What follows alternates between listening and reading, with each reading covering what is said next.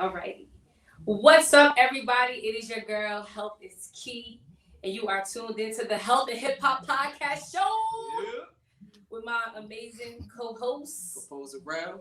Yes, and as always, we have a very special guest in the building. Special. Goes by the name of Keith Tucker. And I would love for you to introduce yourself because there's a plethora of things that you do. So please introduce yourself to the world. All right. Well, thank you, first of all, for having me on the show. I appreciate you guys doing that. And I'm Keith Tucker, the executive director of an organization called Hip Hop is Green. We're the first plant-based hip hop organization in history, and we provide plant-based food to youth and families all over the nation. I started this organization about 11 years. I had a radio show called The Keith Tucker Show, and we served, organic and raw hip hop to the community. I did interviews with some of the top legends and pioneers in hip hop.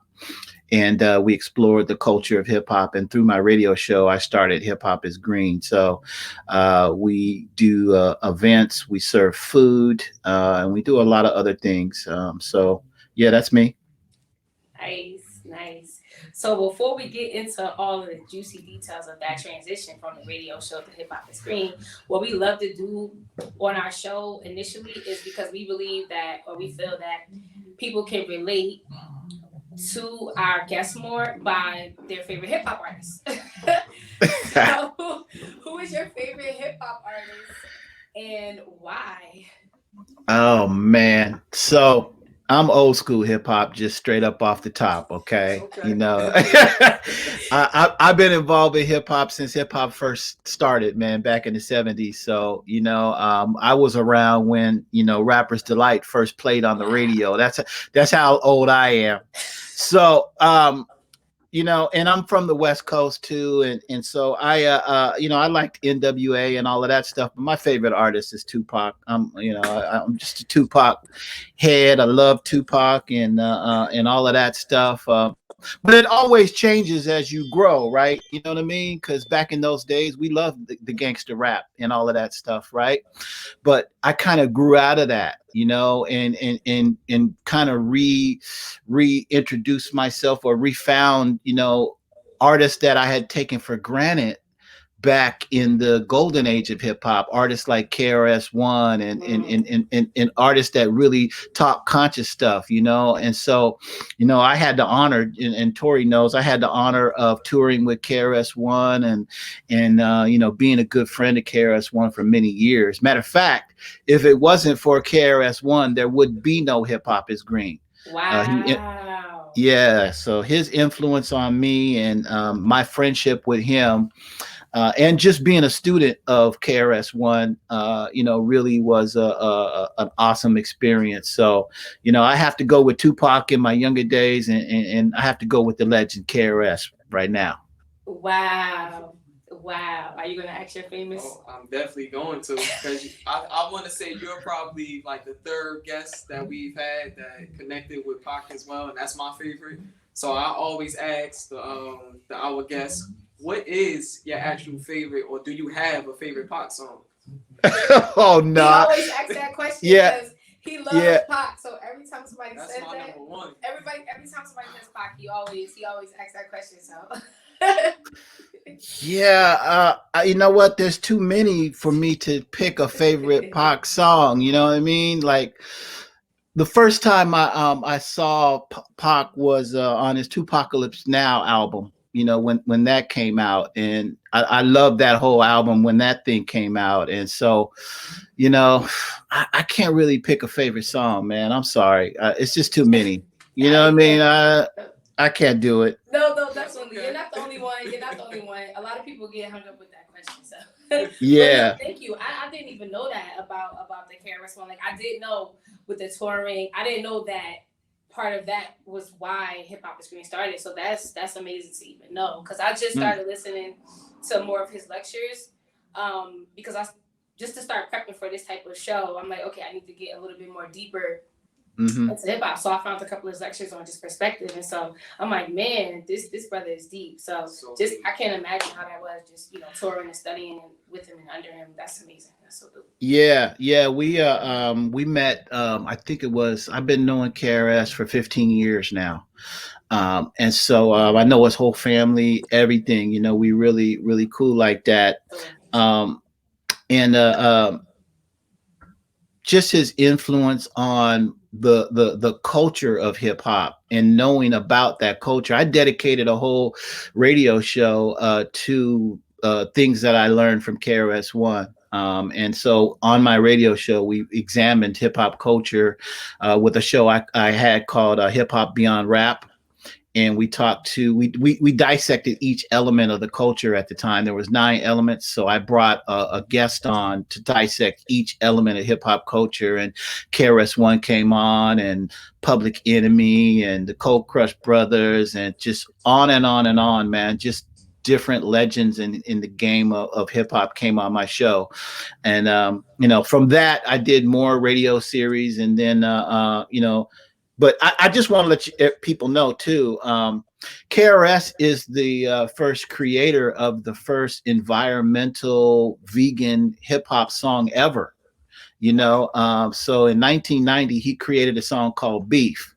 And so many people, in my generation of hip hop are really familiar with that song. And it really influenced a lot of people that are in the hip hop green movement right now. So, if you guys want to check it out, it's called Beef. For sure. Of course, for sure. Wow. Yeah. Wow. Okay, so thank you so much for that information. That's really heartwarming. Like that really I really love hip hop so much, so that's just so amazing to even hear. So thank you for that. So radio station to Hip Hop is Green. Can you go into more detail of how that occurred, and even within your life? Because when you were doing a radio station, were you vegan yet, or how was that? What was that whole transition? Listen. I was not vegan at all. I was not vegan at all.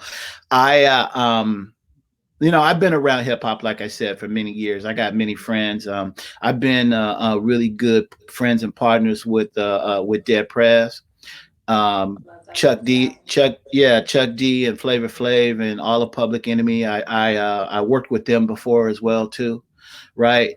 So when I did an event with Public Enemy here in Seattle, I did a Welcome to Seattle event with Public Enemy, and we had a dinner, and Professor Griff and a few others was like, hey, I'm vegetarian. Can you get me some vegetarian food? And I was like, oh, wow, I didn't know that, and, I ended up getting them some vegetarian food. And then maybe a few months later, I think Dead Prez came to town, and Stick and M1 took me to this restaurant that was a vegan Jamaican joint here in Seattle. And I had never had vegan Jamaican food. Yeah.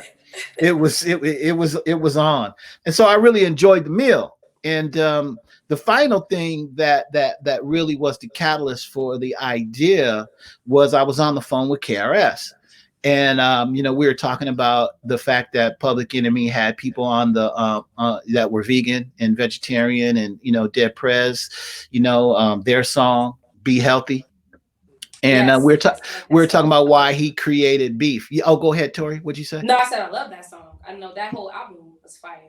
Yeah. That Prez album was fire, but yes. Get Free, yeah. So KRS and I was talking about the creation of Beef, back in 1990 and stuff. And I was like, you know what? I think I'm gonna do a radio show just dedicated to talking to people in hip hop that are vegan and vegetarian. And I want to just discover, all these artists and why they chose to be vegan and vegetarian, right? And so that was the initial kernel of the initial idea, right? So then I went home that weekend, and I think I stopped by McDonald's and got a McRib sandwich on the way home. And as I'm eating this McRib sandwich, I'm thinking, like, I'm about to do this radio show about veganism, but I don't want to. I want to go all the way in as a journalist, right? I don't want to be talking about veganism while I'm eating McRib sandwiches and fried chicken and all this other stuff that I used to eat, right? So why don't I go vegan? And I'll, while I'm doing this series, because some of my radio shows were 16 weeks. We would go for weeks talking about the same subject with different people. It was crazy. Um, and so I committed. I said, you know what? I'm gonna go vegan, and I'm gonna put like a countdown clock on our website. And this was a terrestrial radio show too. It was on 1150 AM KKNW here in the Northwest, so it was a legitimate talk show. Not that other ones that aren't on the radio aren't legitimate, but you know what I mean. It was one of those radio shows, and the executive producers was like, yeah, we can put a countdown clock on the website. We can put some video vlogs on there to watch your journey. We can get some sponsors. They were excited. They were really excited about producing this show. And then I thought to myself, I was like, well, if I'm going to go vegan, maybe, and they're filming it, maybe this could be a documentary film. Maybe that's what it could be, a documentary film. So I started actually Hip Hop is Green, trying to make a documentary film about my journey going vegan, and me interviewing hip hop artists all around the country. So that's kind of how Hip Hop is Green started. So on my first field trip to learning about veganism, because I was like, I don't know anything about veganism. Let me find out what's going on. And luckily, there was an event here in Seattle called the Veg Fest. And I've never been to a Veg Fest before. I walked into the Veg Fest. There was about 3,000 white people in the room and no black folks. And so I was like, oh, this is kind of weird. And I tried the food. It was really good. And I decided to ask the producer, why aren't there any black folks here? And why aren't there any young people? And he said, Keith, listen, why don't you go to dinner with me and I'll tell you all about it. So long story short, went to dinner with him. This is an old white Jewish guy in his 70s. He knows nothing about hip hop or anything. But he was like, Keith, I've been going to black community for years, trying to get young black folks involved in veganism, and I can't do it. Can you help me? And I was like, you know what? I sure can. Matter of fact, why don't we produce an event together, and we'll call it a Hip Hop Green Dinner, and we'll bring in hip hop artists, we'll bring in speakers, we'll feed them a whole vegan meal, and we'll see how it goes. So that's actually how the first Hip Hop Green Dinner happened, from my trip, studying about my film and stuff like that. So once that first Hip Hop Green Dinner happened, and I could see the reaction from the young people in the audience on how they received the food, how it totally kind of changed their paradigm about vegan food. I was hooked. I was like, this is more important than the film. Like, I can actually get food in young people's mouths and change their lives right here live. You know what I mean? So I just dropped the film and started doing Hip Hop is Green from then on. So that's kind of the birth of what how we formed Hip Hop is Green. Wow. And how long ago was that? That was back in 2009. So give you a perspective, there weren't any other organizations that were serving vegan food to youth and families and bringing in hip hoppers and all of that stuff. That people wasn't doing that. Matter of fact, people was looking at me crazy when I said, yeah, there's a lot of people in hip hop that are vegan, and hip hop and health can be a really big thing. And people were looking at me like, what are you talking about, man? Hip hop has got nothing to do with health. And I was like, watch. Wow. Yeah. So yeah, people were looking at me crazy, man. But the people in hip hop that I knew all around the country, they were with it. They were like calling me like, hey, how can we do a hip hop green dinner here in Oakland? I want to do one in Portland, So I was doing hip hop green dinners from 2009 to 2014, all the way in different cities all around the West Coast. Wow. So people in hip hop was getting it. And every time I did one, I would make a contact and a whole bunch of contacts in different cities. Like hip hoppers that were vegan, hip hoppers that were farmers and organic gardeners and nurses and doctors and all that stuff. They would come to the event and be like, "Hey, I'm a hip hopper, man. I love what you're doing, man. This is awesome." You know what I mean? And stay in contact. I want to be a part of what you're doing. You know what I mean? And so I would stay in contact with all those people, and so it just kept growing from there. Wow, that's so amazing. And it just shows just the connection and just the power that we have within our hip hop communities, because just like you were experienced to having that experience just by meeting hip hop artists and they bringing this to you.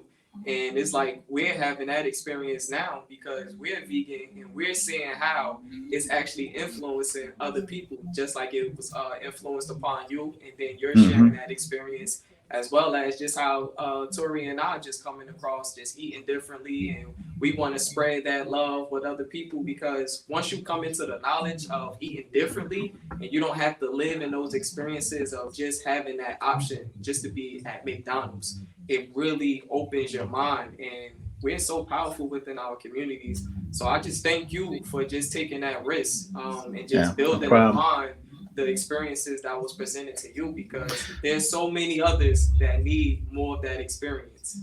Yeah, it was a big risk too, because when you first eat vegan food, it has to be a good experience, right? Yes. No one wants to have their first experience eating food and you give them something that they don't like it. They may not, people in our community may not try it again. Yeah. You know what I mean? Yeah. So, you know what I'm saying? So I'm sitting there with like 150 kids in front of me. These, and you know how kids are honest. And so I'm thinking, I'm in my head thinking, okay, man, if one of these kids doesn't like this food, they're gonna say, "Oh my God, this is nasty," and the nasty is gonna travel around the whole event, and people are gonna leave. You know what I mean? I was like, this could be terrible. This could be real terrible right here. This could be a really crazy situation. So, but the opposite happened. They tried the food, and it was so good that they were like, "What is this? Like, I don't feel like I got a rock in my stomach and I'm full." And you know what I mean? And I'll tell you another experience. This was the most amazing, one of the most amazing experiences I had. And there's many of them that I've had throughout the years, but I'll tell you one about Oakland. So I'm from Seattle, but I lived in Oakland for years. I got family in Oakland and Richmond and all the Bay Area and all that stuff. So shout out to all the Bay Area folks. But we were in a school, a middle school in West Oakland. And this was straight in the hood. And when I mean hood, man, I walked into the school and kids were fighting. They were yelling. They were running across the halls. It was a mess. It was like a war zone when I walked into this school. I'm like, how do they even learn in this school? You know what I mean? Wow. And the principal set me up in the office with my little desk and everything. And because we were going to have a green dinner in the next couple of days. So I got, time to do all my business right there at the school. And, I would watch her and she would just straight up be doing parent teacher conferences because a kid got expelled, a kid got in a fight, a kid did this, she would be doing that all day long. And I was like, this is something out the movies, man. I ain't never seen nothing like this, even when I was going to school. But we come the day of the dinner, right? So we are ready to serve them this wonderful vegan meal that we prepared. And the kids had already ate earlier, and I saw what they ate because I went to the lunchroom. It was like a hot dog, it was some chips, it was some Jello, and then some juice. I think it was as well too. They didn't have no nutritional value in there. It was just sugar and salt and a little bit of fat. That's all it was. So they was like bouncing off the walls by the time that we got to serve them our green dinner. And when I say bouncing off the walls, I was standing up on the stage saying, "Hey, we're about to start the show." And nobody was listening. They was talking, hanging out, blah, blah, blah. "Hey, can we get your attention?" They was, doing whatever. I was like, this is going to be crazy right here. And so my partner, Ashell, was about to perform, and they wasn't even trying to even hear him. So I said, okay, why don't we just serve them the food? Why don't you guys just go up there and get yourself some food? So they went up there, they got the food, they started eating the food. And I was thinking about just canceling everything, all the performances and the speakers and all that stuff, and just let them eat the food. You know what I mean? Wow. Yeah, but they ate the food, and we noticed that the sound in the room started coming down. And they started being able to just sit there and not go crazy. And I was like, me and Michelle was looking at each other like, we didn't even say anything to each other. I was like, go on the stage, man. Start performing right now. Go. Go, man. Yeah, man. He got on the stage and he performed and the kids was into it, and they started, you know, I mean, it would totally brought their whole vibration down to a normal situation to where they could receive the information that we was giving them. So food is so powerful, and that's what it proved to me, that food is one of the most powerful things on earth. It connects us to the universe, right? Because we're all made of stardust anyway, right? So we have to keep on continually being in that symbiotic relationship with the food that we eat, you know. And then you have hip hop over here, which is the strongest force on the planet when it comes to youth. You know, so when you put those two together, it's just so powerful. Matter of fact, you guys know Van Jones, right? You know, the CNN correspondent, yes. Van Jones. Mm-hmm. Okay. I met Van Jones back in 2009, and I interviewed him, and we were talking about my hip hop green dinners and all of that stuff. And, you know, we were talking about the fact that I was trying to bring health in hip hop culture at the time. And this is the quote that he gave me. He said, if hip hop moves in a green direction, the world will move in a green direction. And I never forgot that quote that he gave me. And when I named Hip Hop is Green, you know, because we had been doing just hip hop green dinners for years. We had no formal organization or anything. We were just a team of people that would do these events here and there, right? But we didn't think of ourselves as an organization yet. But once we started thinking about, yeah, man, it's like, this could be like an organization. This could be like a national organization. And I was trying to come up with names. And then when I remembered about Van Jones and his statement, if hip hop moves in a green direction. And I was like, you know what? There ain't no if. Hip hop is green. I'm declaring that right now, that hip hop is green. You know what I mean? And that was the name of our organization. Wow. Mm-hmm. That put like tears to my eyes, like with the situation with the children calming down, because that's probably the first time their cells actually received nutritional value. Yeah. So and the thing about West Oakland at that time, and in that community, there was a lot of people that were on crack. You know, I mean, I just gotta say it, man. I mean, when I was driving around Oakland, man, it was just people pushing carts. And their hustle was, okay, well, you know, maybe I'll steal something from somebody, or maybe I'll push this cart and collect some plastic and then take the plastic back to the recycle place so I can get me a piece of rock. You know what I mean?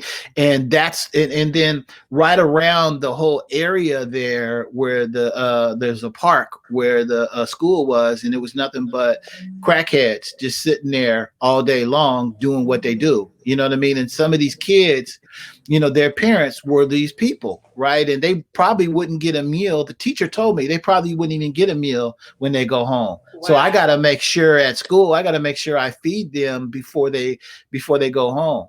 You know, one story. I got to tell you this. I got so many stories. These stories are interesting. Oakland was crazy. So I was doing another green dinner in Oakland, and I'm at the airport, and you know, you go to rent your car at the airport, right? And I'm about to rent my car, and I pulled out my driver's license, and my driver's license was expired. I forgot to renew my driver's license. So the people at the rental car place was like, I'm sorry, sir, you can't get a car.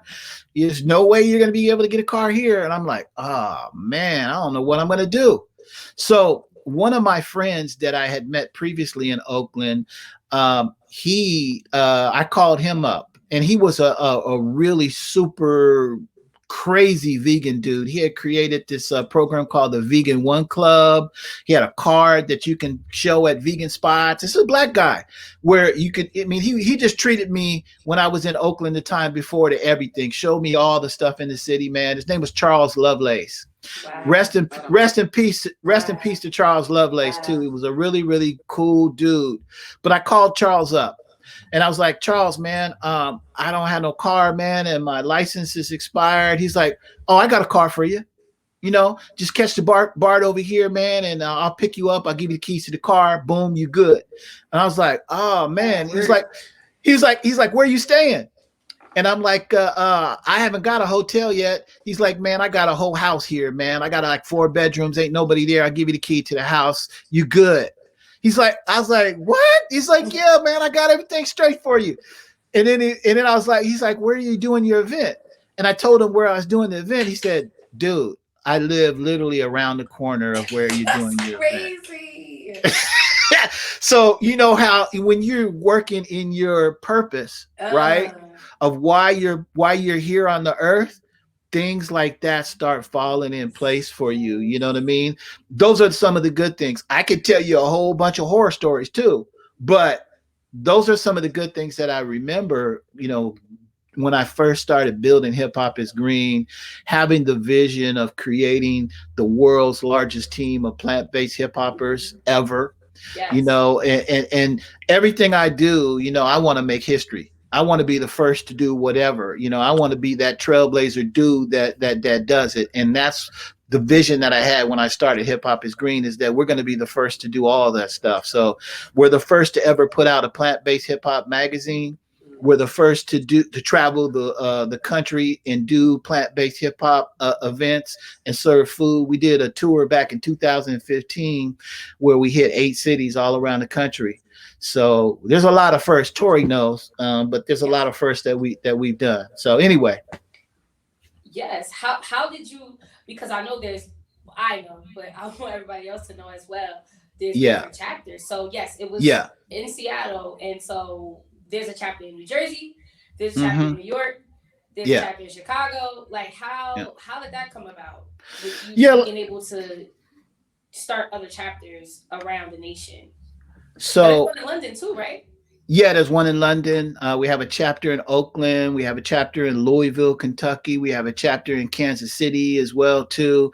I have a list of probably about 50 other places around the earth that want Hip Hop is Green chapters right now. You know, soon we will be expanding once it's safe to do so in different cities and stuff like that. But, you know, I've been doing business. And I've been involved in the entertainment industry for over 25 years. You know, I've had different lives in the hip hop industry where I've managed groups. I went on the Up and Smoke tour with Dr. Dre and Snoop. I went on 13 cities with them. You know, so I've had a lot of different experiences in business itself.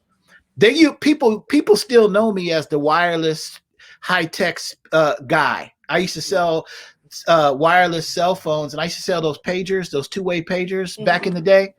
I was the king of 2-way pagers in America. I sold more 2-way pagers than anybody. I was slinging those things like dope. You know what I mean? Matter of fact, when they first came out, they were like, you can get one for like $25 plus the service fee, right? That was the charge. I took the $25 all the way up to $400 a piece. So in New York, I had people selling pagers for me in New York for $400 a piece. I had people in different cities all around the country that were selling pagers for me.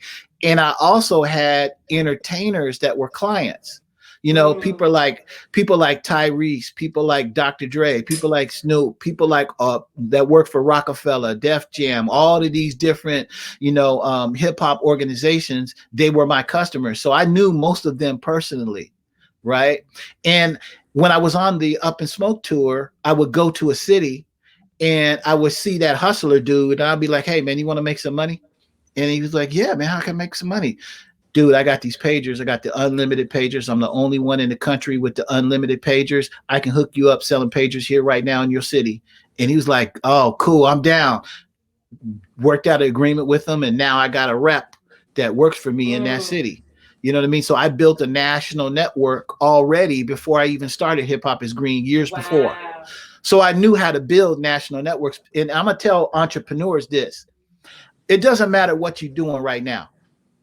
If you feel that you haven't reached your purpose or whatever, and maybe you might even be working at a fast food place, or you may be renting cars somewhere, or you may be doing whatever, and you're like, man, I want to run my own organization one day, or I want to be an entrepreneur. You're being trained for that right now, and you don't even know it. You're being trained for it right now. All of my skills that I've had over, the last 30 years of work that I've done, they all play a key into who I am and what I do now. It doesn't even matter that I worked at Wendy's, doing burgers. At Wendy's, I learned how to deal with irate customers. You know what I mean? And I may need that right now, learning how to deal with an irate business customer of mine, rather than cussing them out, knowing how to build bridges with people, and deflect situations. We could be at a green dinner and something could outbreak there. You know what I mean? I need to know how to diffuse these types of situations. And so I learned that being on the front lines of doing customer service, doing sales, doing door to door. I sold vacuum cleaners door to door. You know what I mean? So all of these different kind of skills came to bear. And so when I was doing that first tour in 2015, I would go to a city like Atlanta, for example. We were there.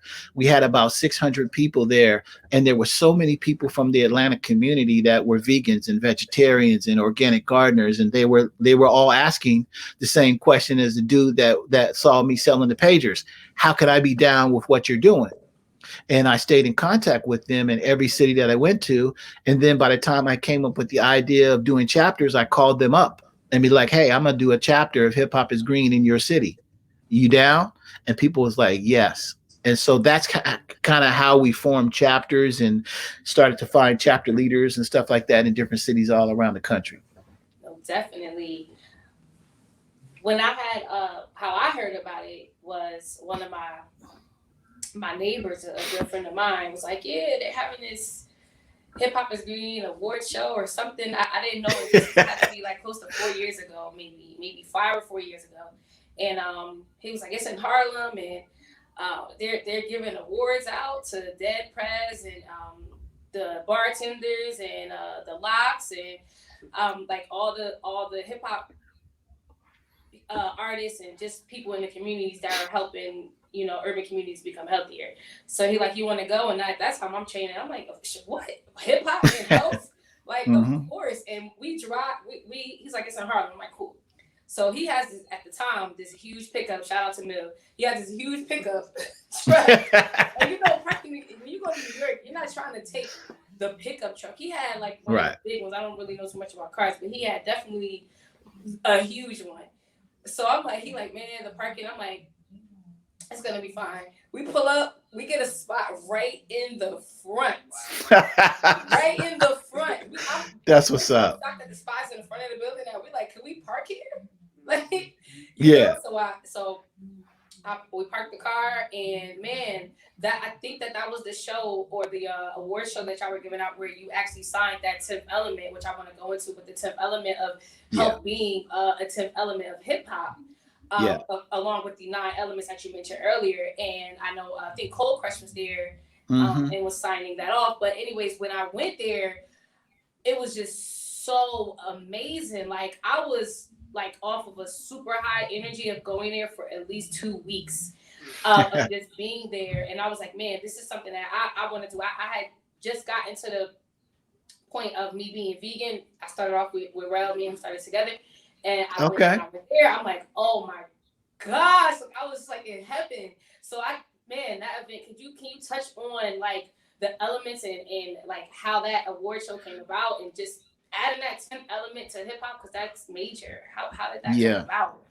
So again, I got to go back to KRS, right? When I met KRS, I brought him to a school in the hood here in Seattle. It's called Aki Karosi, alternative school for kids that are trying to get their life back, get their life straight, right? So I brought him to that school just to do like a lecture and a talk to the young people. It wasn't a performance or anything, you know. And he talked about discovering your purpose at that event. And he also brought a document that I'd never seen before. It was called the Hip Hop Declaration of Peace. Wow. And if people are listening right now and they don't know about the Hip Hop Declaration of Peace, it's one of the most iconic and one of the most dopest things that's ever been done in the history of hip hop. On May 16th, 2001, about 300 legends and pioneers of hip hop went to the United Nations with this document called the Hip Hop Declaration of Peace.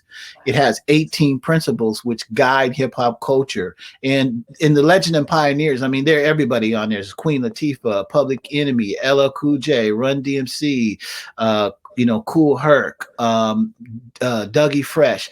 26 of the Legends of Pioneers are on this document that endorse this document, including KRS and the father of hip hop, Kool Herc, as well, Grandmaster Flash, everybody. They took this document to the United Nations, and the United Nations actually ratified hip hop as a worldwide culture because of this document. But we don't need the United Nations to wave their magic wand on hip hop to let us know that we have a culture. But it was really good for the United Nations to step up and say, yes, we recognize hip hop as a worldwide culture.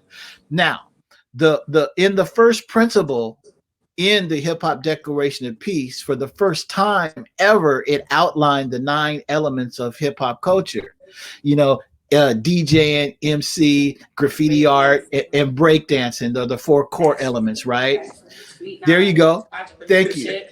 Thank you. Okay. Okay. And I had never seen that before, right? Never seen it before. And I was like, this is amazing. So I actually dedicated my radio show, Hip Hop Beyond Rap, to those 9 elements. I said, I'm going to bring an expert here on each of those 9 elements for 9 weeks, and we're going to talk about each of these elements, right? And so fast forward to 2015. I've already completed the first plant-based hip-hop tour in history. I've got the largest team of hip-hop artists ever, for Hip Hop is Green. And I always think like around maybe October or September, right around there, I'm thinking and planning, what I'm going to do next year. What's going to be the vision for 2016 next year? And I was studying the Hip Hop Declaration of Peace, and really into that. And I was like, you know what?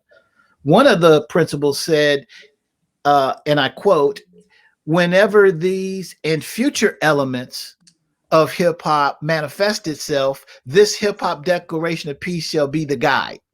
That's what it said. And future elements. That's what I was like. And future elements, shit. I was like, well, we need a new element in hip hop. And I was like, health and wellness should be the 10th element of hip hop culture. Yes. So, I really was like, oh, this is going to be crazy. This is going to be cool. So how do I, get it out there to the hip hop community and get support? So, I actually had another life in the tech industry before. I had a tech company when the internet was first starting. I had a tech company here in Seattle, and I studied everything about how technology came to be. As far as Bill Gates is concerned, IBM, all in the Silicon Valley, all of this stuff, man. I was a student of all of those tech nerds that created all the technology. One of the famous stories in this nerd tech universe is Bill Gates writing a open letter to computer hobbyists. This was before any system was ever sold on Earth. So Microsoft wasn't even involved. It wasn't even created yet. They were just hobbyists that were creating this code and sharing this code with one another and say, oh, wow, this technology really does this, and this does this and that and this, right? And so, Bill, can you hear me still? Yeah, we can hear you. Yeah. Oh, okay, cool. Yeah, definitely. For some reason, my Siri came on for some reason. But anyway, so Bill Gates wrote a letter, an open letter to computer hobbyists saying we should sell software. Software is the most important part of the computer, not the hardware. We should sell the software. And many computer hobbyists was like, you know what? We never thought about that before, but yeah, you're right. We should sell the software. And that letter, I think it's actually in a museum now, was the catalyst for Microsoft to actually start selling software on planet Earth. Wow. And become the biggest, company ever. So I was like, you know what? I'm going to create an open letter to hip hop. And I'm going to write a letter to all of the legends and pioneers that I know. And I want to state my case of why we should create a new element in hip hop culture and state my case of why health and wellness should be the 10th element. So I wrote the letter, sent it out to all of my contacts that I know all around the country, and I would say 100% of everybody came in saying this is the greatest idea we heard of. This is long overdue. We need health and health and wellness a part of hip hop culture. Mm-hmm. How can I help you? Be a part of it. And like I said, Stick and M1 have been friends of mine for years. I knew them way before I started the Keith Tucker show, and I've been knowing them for I think maybe all the way back to 2002, something like that. 18 years I've been knowing those brothers. Wow. And Stick's wife, Afia, is actually the bomb. She is she's a nutritionist. She helped with Erykah Badu, and she's wrote several books, and she's the CEO of RBG Fit Club. And she so DJs too, right? Does she DJ? I don't think she DJs. No, she don't DJ. But Stick was telling me, man, you need to be talking to my wife about this because she's the one who helped me. You know what I mean? And I was like, okay. And so I reached out to Stick, and Stick was one of the people that really embraced, and Anafia really embraced the 10th element and what I wanted to do with the 10th element. And then one of my favorite groups ever when I was a kid was the Cold Crush Brothers. Even before Rapper's Delight came out and everybody knew about hip hop, we're probably the furthest thing from New York here in Seattle, right? We're all the way over here on the West Coast, right?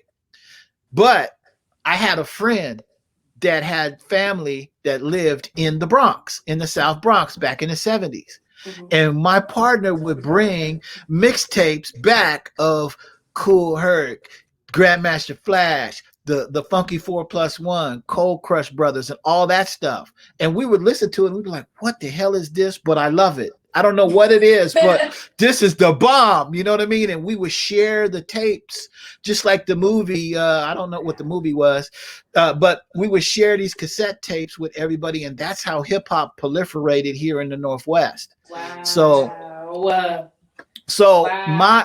I was a part of that. And so my one of my great legends was the Cold Crush Brothers. And when I got on the phone with Easy AD of the Cold Crush Brothers, I was like, man, this is crazy.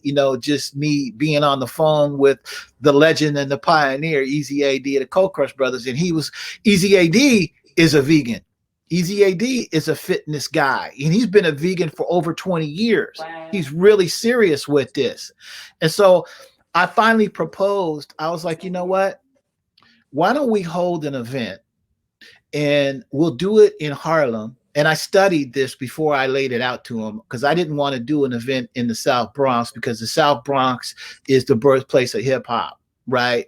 And so I wanted a special place where the 10th element could be birthed, right?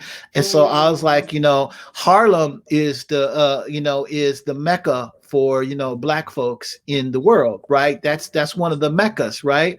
And one of the most special places in Harlem for our culture, for Black culture, is the Schomburg Library, right? And so that's why I picked the Schomburg. And so the people that helped me produce the event was Stick and Easy AD of the Cold Crush Brothers. Us three, we produced this event together.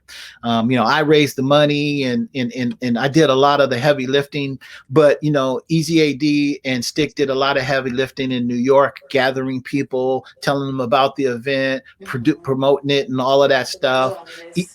Yeah, yeah. And so and then I wrote the 10th element of hip hop health and wellness proclamation, right? Because we have to have an official document, just like the Hip Hop Declaration of Peace.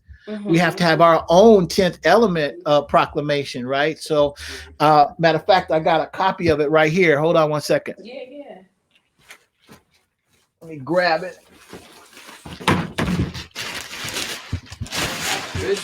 Yes. That's a copy of the 10th element of hip hop health and wellness proclamation here. Wow. So amazing. Amazing. Yeah, man. It's a copy right here. And so we plan to do this event, and all of the people that I had previously met in different cities, they wanted to attend. People that I didn't know wanted to attend. Our whole Hip Hop is Green team was there. We did the event on April 21st, 2016. That was the day before Earth Day, and that was planned as well too. So every time Earth Day comes around, the 10th element of hip hop health and wellness ceremony is the day before, right? And so we did that. We had performances. I think Styles P. He was there. Just so many Queen Afua was there. Supernova Slow was there. So was there. Red Pill, Blue Pill. Just Giant from the bartenders. Giants and all the bartenders was there. John Sally, NBA champion. Matter of fact, it's so crazy because like Styles P is like my favorite rapper. Him and 50 Cent. And so somebody that I followed that was part of the bartenders. He knew that I liked Styles P as that was like one of my favorite rappers. So I always put my workout videos too and to his music. And so when I actually got to like converse with Styles and thank him for all of like the inspiration he's given me at that event, right? Okay. So I get home probably like a couple days later, and he takes a picture like, I can't think of his name right now. From the bartenders, I don't know. I just spoke to him yesterday, but he was like, hey, I know how much you like you love Styles as your favorite artist, and so he took a picture of me talking to Styles. Oh, that's what's up. And I was like, yo, thank you so much. That's what's up. I didn't want to ask that because I'm in hip hop, and it's not about that. I don't really care more so of the fame or me showing that I've seen someone. I don't care. So if the vibe is, I'm just thanking you. That's it. It's not, that it was an event for the community. So I didn't take a picture. Not that I couldn't ask because I'm pretty sure I could have, but I took a picture with Stick, and it was just so great. So that event was so amazing, and it actually brought my connection to you because I'm like, man, I gotta be a part of this. Like, I gotta be a part of this. And that's why I posted and got to know you and got to review you with helping build the New Jersey chapter. So thank you so much for that, man. Yeah, that was an awesome event. That was probably the first ever of its kind of people in our lane, right, gathering together. And I wanted to make it special. So I gave the Vanguard, Hip Hop is Green Vanguard Award to Queen Afua, for her work guiding hip hop artists towards health and wellness. Yes. I gave the 10th Element of Hip Hop Award to 3 people. Supernova Slum. Her son, he's probably one of the first people ever to combine hip hop and health and wellness. He's a pioneer in this. When I started studying, he was the first person I found that really brought hip hop and health and wellness together. So shout out to my brother, him, and Ali, and at Super Mega Foods. They have a whole line of food, health and wellness products right now. And then Lauren Vanderpool, she won the award, the 10th Element of Hip Hop Award, and John Sally, the NBA champion. John Sally was there. Oh my gosh, you are absolutely right. Yeah, John was there. Uh-huh. Yes, he was. Yes. John's a friend of mine. And so yeah, so I wanted to give out awards. I wanted to educate the community about the other 9 elements as well. That's a good thing about the 10th element is when we say the 10th element, the first thing people say is, "Well, I didn't know there were 10 elements in hip Yes. hop." Right? Yep. So when you say 10th, I didn't know that either until I got there. yeah, And yeah, that's because it was like breakoffs of what the actual elements were, and y'all went into detail, and that was yeah. just like, oh my, like I was like, am I heaven? Like, oh, am I heaven? Like, Right. Yeah. Yeah. Everybody performed each element. We had a performance for each yes. element too, and all of that. It was cool. I have the footage. I haven't even released the footage yet.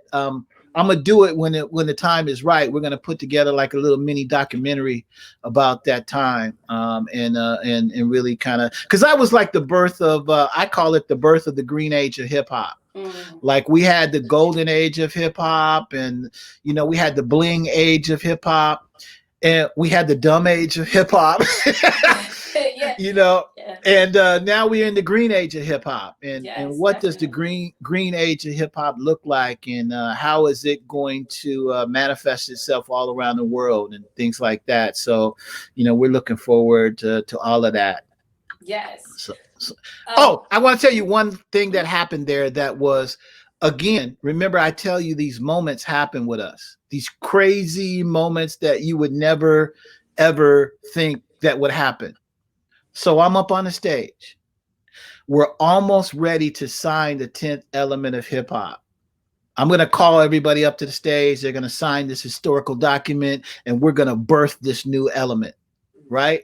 Right before it happened, DJ Soyo, who's a really good friend of mine, shout out to DJ Soyo in Washington, D.C., she came up and she had a crazy look on her face, and she was holding her cell phone.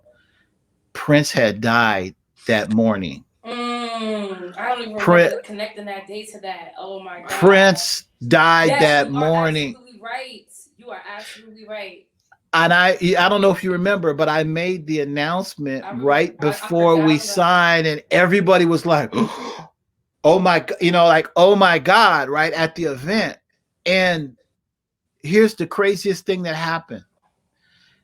Behind me on the stage is DJ Tony Tone of the Cold Crush Brothers, legendary DJ Tony Tone. Shout out to you, brother. When you got a DJ that's a legend, you ain't got to tell them nothing. They know what to do. He threw on Let's Go Crazy. And we signed the 10th element of hip hop health and wellness proclamation to Let's Go Crazy that day. We were there, in honor of Prince. And by the way, behind the scenes, just to let you know, I was in contact with Prince's people trying to get to do a green dinner at Paisley Park. You see what I mean? So, because he was a crazy super vegan. Yes. Prince was. So, that was just one of those moments again. One of those moments. Wow. Speaking of that, so just from the 4 years of building that, I'm not sure if you know, but when years later, what was this last year? So when we did the Hip Hop is Green Vegan Thanksgiving in Newark. Yeah. I'm not sure if you know, but Rel was one of the speakers that we had up there. Oh, okay. Yeah, right on, bro. Thank you so much. I was like, let me make sure we let you know that. Yeah. So his dress was extra at the top. Super sure. Just started growing his hair, but and that made the news. But I actually wanted, because like that was his first experience in the Hip Hop is Green event. So I wanted to, if you have any, but did you have could you express your experience? So for the people that are just hearing about Hip Hop is Green, Rel went to the event too, for his first time. Okay. Yeah. Okay. Can you touch base on how that was and how you felt? That was awesome. First of all, I just want to say thank you. Always just shout out Tori, because I just remember this was years ago when we first started transitioning over, vegetarian then vegan. I remember this crazy story she was telling me, like, I ate raw food. It just had my mind super open. So I'm a visual learner. So while she explaining this, I'm like, man, your mind was open the whole nine. So me just hearing that, and then she was just saying, you know, you want to speak at one of the Hip Hop is Green Thanksgiving dinners. So for me to see that and just to know that our communities need something like that, because just like you said, the students in the school, them being able to experience that different type of food, it was amazing for me to see, you know, not just to be because I was a panelist, but just the fact that in our community in North, you have a Thanksgiving dinner that's vegan, because a lot of people, they don't kind of like match those experiences together. So like for me to be there and just to see everybody that was just on the same type of vibe, you don't have, well, I'm just bringing my little vegan Thanksgiving meal to the Thanksgiving dinner, Right. and it's a bunch of stuff that I can't even eat. No, it was a whole plethora of food that was there. So, and just to see that it made the news, it was just like amazing, because you have our people that is always just connected to stuff that's really not the most positive. So just to see that, and we had friends that was there that came through, it was just the vibe was just so amazing, and it just make me be so appreciative that I have someone that I can connect with, because we go through a lot of different stuff together, and she's always just putting me deep, so to speak, you know, just to help me to continue to keep growing, and we bounce off of one another. So I think that's definitely needed within our communities, because we're usually attached to the negative things, and just to have others who are there with us that are constantly growing, it's superb. I had an awesome time, because for once in my life, you know, my vegan life, I want to say, I was able to come to a place where I didn't have to bring my own little vegan meal. It was a whole thing that was there, so I'm just thankful. Thank you. Yeah, thank you for coming, man. That's awesome, bro. Yes, definitely. Also, too, Hip Hop is Green is also meant for, and this is just my experience, and I could back this up, but it's a place where people like us, if you're looking to become vegan, it's like, or even just eat better, because a lot of the times our family members and just those around us to judge us or have something to say, and you're either trying to do it on the low, or you're thinking it's just grass or leaves, and so you're like, where can I go?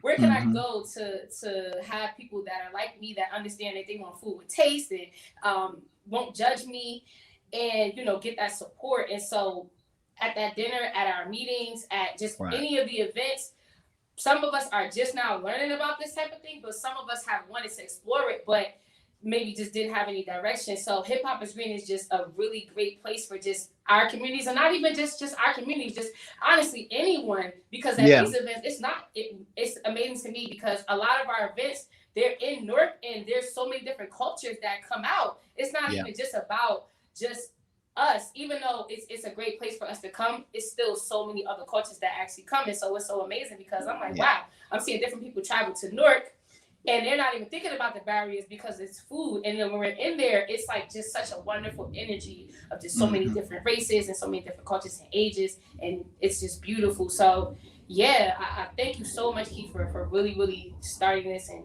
pushing this. And I really, really thank you, because it's amazing. No problem. Thank you. I feel blessed to be able to find my purpose and be able to push it all around the world. The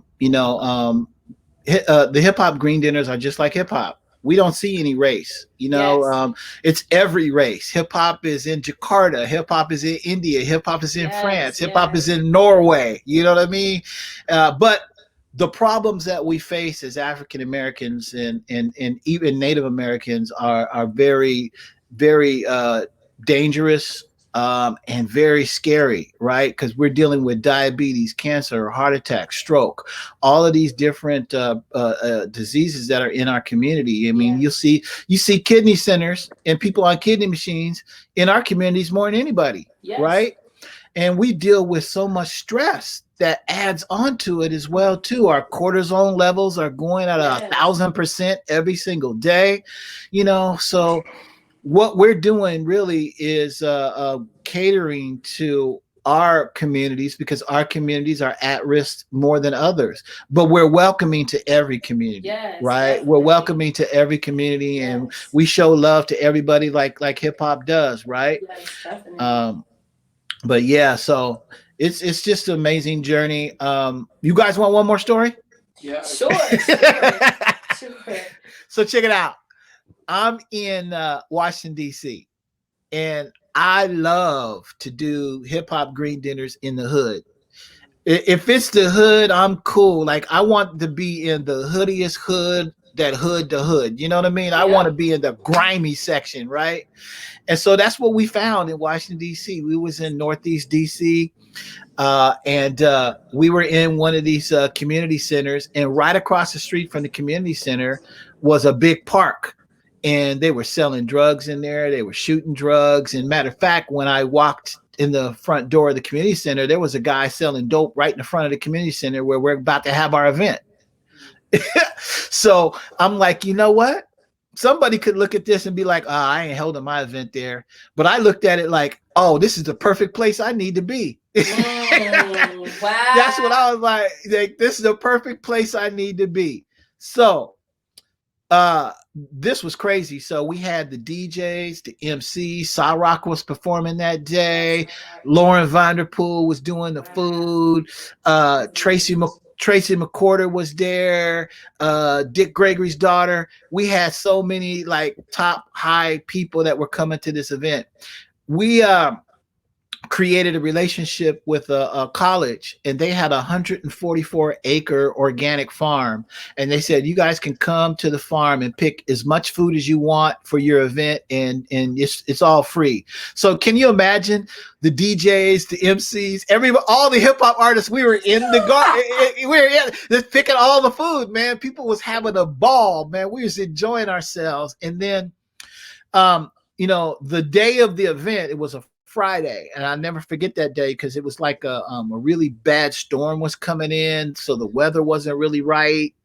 I was kind of like, in the back of my mind, I was like, okay, I used to be a street dude back in the day, right? I know Friday is the night that I'm about to get my packages off, right?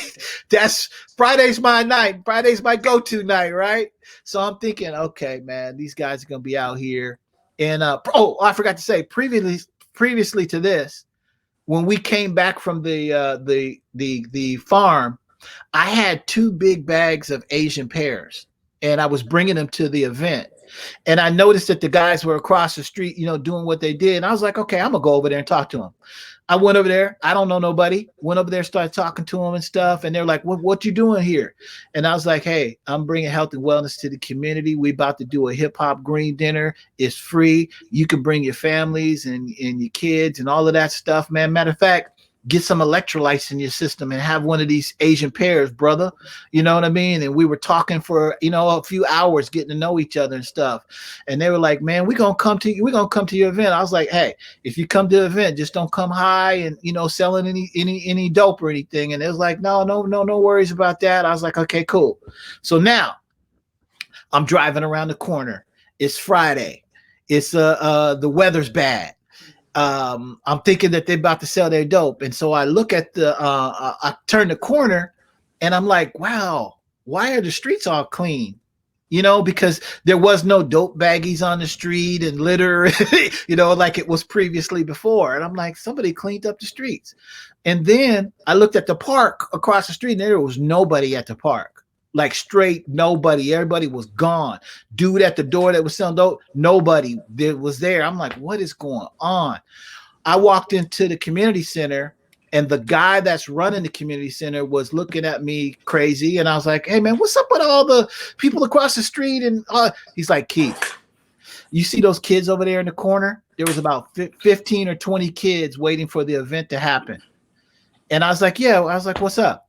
And he's like, those are the dope boys, the dope people's kids. They sent their kids to your event and they left the park and they cleaned up the streets. And wow, those are the kids right there. Yeah. And that's how we started the Washington, D.C. green dinner that day. Wow. Wow. So they gave us ultimate respect. And then the Nation of Islam came there too. Maybe 10 of them, the Fruit of Islam came there and gave us support too. And they were like, we love what you're doing, Brother Keith. And they came, and we had so many people in the building. It was so full that it was standing room only. In that facility, it was so full, and everybody in Washington, D.C. came out that night. Man, Yeah. thank you for that story because that's so inspirational. Yeah. And it shows the power of honestly what good food that really, really feeds the cells do. And it can just change our attitudes and how we communicate with each other and how we treat each other just by changing our food and how we trust Yeah. one another. Because that was the trust that y'all built by sharing a pear and having a Yep. conversation about bringing health and wellness to show that you care and sharing that food. And that built the trust. Like, okay, look, I'm going to trust that you're going to not, sell your dope. But not only did you not do that, you actually clean the streets because you showed that you trust that I trust you. Like, okay, this brother's bringing in something that's going to help us. So I forgot thank you so much for that. I forgot to tell you, one of the young dudes that he's probably a dope boy too, man. And when he came around the corner, he didn't even notice that we saw him, but he was just, how people are perpetrating, and he just shot a couple shots in the air, like boom, boom. You know what I mean? He shot a couple shots in the air. I'm like, oh, okay, I can see where he's at. And then, wow, he was in the hood. This is in the hood. Yep, this is in the hood. But I invited him into our community center. He's like, because he was like, man, this is our community center. I don't know what you guys doing here. And then, I told him what we was doing, all that stuff, man. It's got, he's about 17, 18 years old, maybe 19. And I'm like, well, this is what we're doing. And I think Lauren Vanderpool is from that area. You know what I mean? So she knew people from that area. And I don't know how it happened, but he started helping us in the kitchen. He was washing dishes, mopping floors, preparing the food. He wouldn't leave us. He was the first person there and the last person to leave. Wow. He was doing everything, man. He's like, nothing like this ain't never happened in our community, man. We need things like this. I wish I would have took his name and his number, and stayed in contact with him. You know what I mean? But that was one of those moments where, people are just looking for positive things to be a part of, but they don't see that. It's like that famous movie, that famous scene in Malcolm X, when Spike Lee did Malcolm X, and Elijah Muhammad said to Malcolm X, he said, you have to show the people the clean glass and give them the clean glass of water. You know what I'm saying? And all we get is the dirty glass. You know what I mean? If all we get is the dirty glass, we're gonna be doing dirty stuff. Mm-hmm. But if you show them the clean glass, then people are gonna want that clean glass every single time. No, definitely. Yep, I see it all the time with the events. Like we went to the schools in Newark.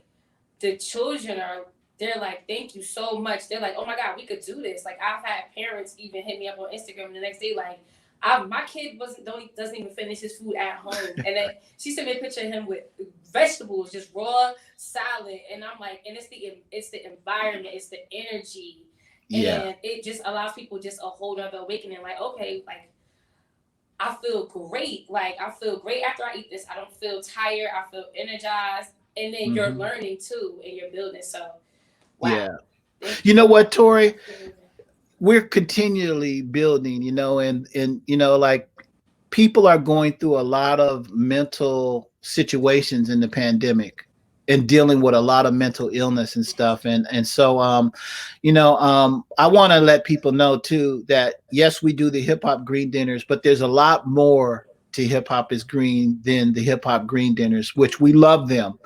Yes. But we teach six modalities at Hip Hop is Green, right? We teach plant-based eating, organic gardening, fitness, sobriety, animal rights, and food justice. Food justice. I was talking about that yesterday. Yep. And through all of these different 6 areas and 6 pillars of the 10th element, people can find a way to heal themselves and find a way to find their purpose as well. I put sobriety in there because I've been clean for 28 years. Wow. I've been clean for 28 years. Wow. Yes, definitely. Shout out. Thank you. And when I say clean, I mean not one sip of alcohol, not one, snort of cocaine, not one puff of weed. I went on the Up and Smoke tour and didn't take a puff. Wow. So, there's a lot of people that are dealing with addiction in our community, and Stick has been clean for I think 12 years now. Stick has been clean for 12 years. So this is something that we wanted to add to the culture of hip hop is being sober. Stick has a song on the workout called Sober Soldier too, if you want to check that album. He has an album called The Workout. But shout out to Stick and his organization, RBG Fit Club and Fit Hop. That's his new style of music. And so, So anyway, when I went into quarantine, when the pandemic first happened, we were about to produce our biggest event ever. Tori, remember? Yes. I showed my mom the studio, and I was like, "Hey, I'm interviewing Keith today." And she was like, "Weren't you supposed to go to Seattle?" And I was like, "Yeah, I know that's gonna be my first event. That somebody was flying me out. That's my first business event." Yeah, man. We were about to do it. We was about to do it. Yes. I was like, "Oh, I want to fly with Queen Afua." Oh God. Man, this is crazy. We had the whole family coming too. Like all of Queen Afua's family is going to be here. Wow. But so what happened is, just to let people know, like 2 days prior, the governor of Washington canceled all events that were over 25 people. And so I was the first major event in the state of Washington to have to cancel my event because I also had schools. I had about 10 different schools that were coming here, kids that were going to be here. So it was like a situation where I didn't want to put anybody in danger from this new, this new disease that was going around at the time. So, that was kind of like a bummer. I lost a lot of money, but no worries. People, I always make money, so I don't even worry about it. But I'm thinking, how are we going to continue Hip Hop is Green with COVID-19 and a pandemic happening? How are we going to continue our mission of what we do? We can't produce live events anymore, where people come and do these things and like we did before, right? How are we going to do it? So I own a farm here in Seattle. It's called Cherry Street Farm. We grow food. We teach kids how to grow food. And then we also show them how to cook the food. We did a whole summer program where kids came in the summer of 2019. They would come. We had a culinary anthropology program where we showed them how to cook plant-based food from around the world. They did that on Tuesdays. And then on Wednesdays, they would come to the farm and learn how to grow the food. Most of the kids didn't know how to use a wheelbarrow. They didn't know how to use a shovel. They never had got their hands in the dirt before, and they ended up loving it. They ended up loving it so much being out there in the farm. So I was thinking about this stuff when we went into the pandemic, and like I said, I'm always forecasting what I'm going to do next year, what's going to happen. So now I'm forecasting what I'm going to do in a pandemic. So I was like, we're going to take Cherry Street Farm and we're going to turn it into a teaching lab. And so this teaching lab that we're working on right now, this is the new vision for what we're going to be doing in Hip Hop is Green. We've got a 40-foot container that's going to be placed on the property, and it's a hydroponic growing farm. So you can grow the food hydroponically. So we're going to be actually now, instead of, connecting kids with different food and in the community with different vegan products and serving the meals, we'll still do that. But we're actually going to be producers of food now. Wow. We're going to be producers of food. Wow. And in our hydroponic tank, we can grow almost 2 acres of food in our hydroponic tank, and we can grow it all organic using 95% less water and 95% less footprint on the earth. Wow. And so, so next to that, we're going to have a teaching kitchen as well. And I want to put this product, I want to put them in all cities that have a Hip Hop is Green chapter. So that we can teach the kids how to grow the food, how to market the food, how to distribute the food. All of these things we have now at our disposal. So we're working on that right now, Tori. And if they go to our website, hiphopisgreen.com, and you click on Cherry Street Farms, you'll see a tab that says New Vision, which outlines everything I just told you about. Wow. Yeah. Wow. Yeah. Well, thank you so much for that. Is there anything else that you want to share? Because I know I have to have you on again because this is a health and hip hop topic. So, and honestly, I'm not even gonna front. Thank you so much for that information where you were talking about some of the same topics with just different guests. So, if I do that. To bite that, I'm gonna shout you out. No, bite it. But the reason why I say bite it is because I know for sure that I'm the first person to ever do that, right? To go out and interview different artists in this thing, right? I'm the first person to ever do it. But and I saw this vision way before a lot of people. So that's why I was ahead of a lot of people. But now that a major part of hip hop is biting onto this, now new people need to come in and interview and do things. So take that, bite that, do that, you know what I mean? And you know, and here's what I would do if I was you. I would take the interviews and make sure you record them, translate them, and put them in a book. Fire. Put them in a book. Put them in a book. Sure am. Sure am. Yeah. Thank you so much for that. I appreciate that. Right, yes, we do need a fun flex bomb drop on that. Yes. Yeah. Is there? Thank you so much.